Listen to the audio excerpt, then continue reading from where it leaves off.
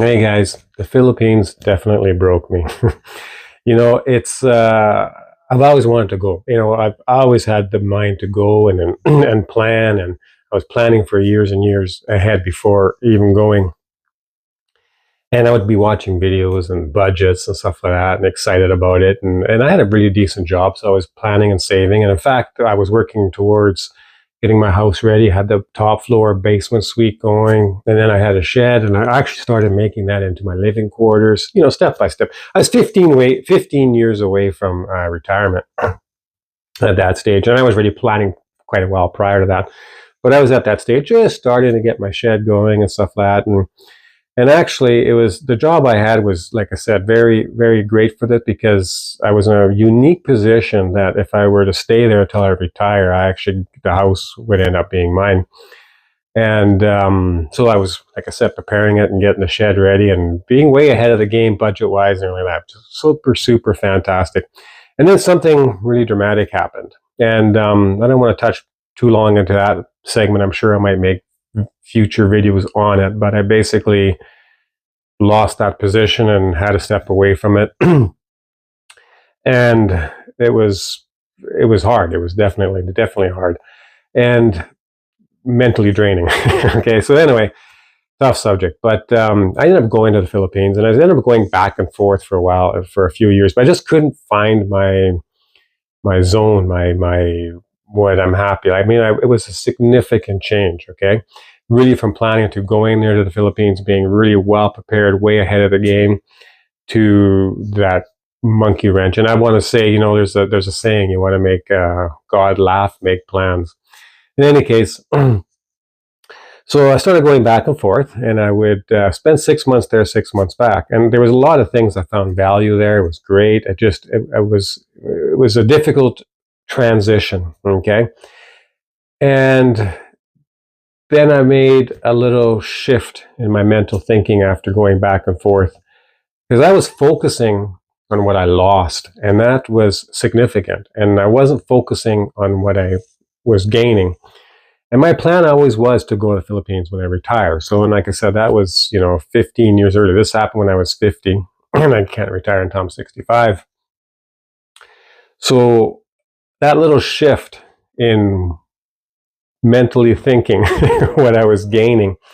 And I realized that when I was there and really enjoying some of the simple moments and appreciating the little that I have in comparison that I could have had is far more valuable. Um, far more. It's not about having more.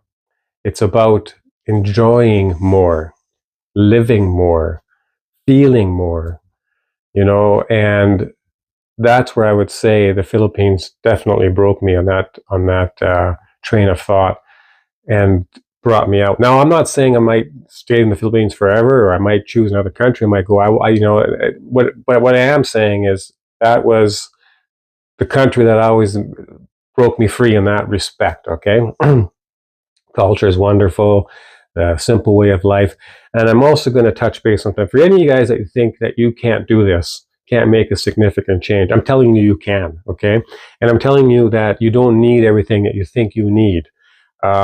You can do it on far less and be happier. You should watch some of my other videos on budget.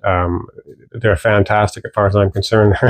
Of course, I'm biased that way, but I'd make an argument. I would rather be in the Philippines on $1,500 a month than in Canada on 5,000, and I can literally back that up with whole explanations. I can make a separate video on that if you guys are interested on that. But what I really want to touch base on it was this transition. If you ever thought like you're overwhelmed and just pressures of too much and everything like that, there is different lifestyles you can make and choices, and it doesn't have to be necessarily the Philippines. It can be wherever your desire always was, and you can live on a lot less and be a lot happier. There are so many simple things in life that are so much more rewarding, and I think that the Philippines can offer that in a way, because this is going to sound weird and awkward, but they were brought up that way. They're just there's like a no choice. They learned how to be happy with what they have, and that is such a value. I've said this before a few times when I see it in the children. In comparison to kids growing up here, they're not happy unless they got the iPads, constant stimulation. They're happy, and they're genuinely happy with just playing with a stick and a rock, and but what they have is their imagination. Back way it used to be when generations ago.